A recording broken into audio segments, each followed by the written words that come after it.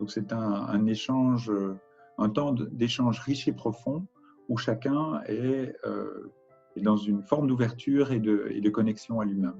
Ça demande d'être suffisamment confortable avec ses émotions et donc sa vulnérabilité quelque part. Mais cette dimension imprévue, hein, puisque finalement, quand je me laisse ressentir ce qui est là et ce qui vient, nécessairement, ça va donner des choses que je ne prévois pas, fait que ça peut faire peur. Alors que dans l'intimité, l'échange, il est intense et positif. En fait, lorsque je m'autorise à être profondément moi et que l'autre fait de même, c'est très nourrissant, c'est très gratifiant et c'est très positif en fait. Ça me donne la confiance. Oui.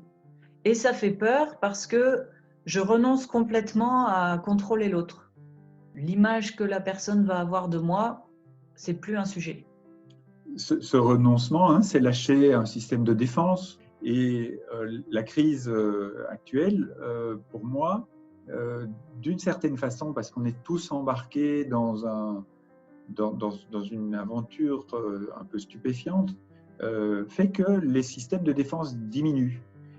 J'ai constaté finalement d'avoir une qualité d'échange avec un certain nombre de personnes qui s'est vraiment améliorée ou qui a nettement progressé en raison des événements. Quelque part, ça peut être l'un des cadeaux de cette situation inédite. Ça invite à l'intimité et à partager ça. Des choses qui nous touchent profondément dans notre identité d'être humain, quoi.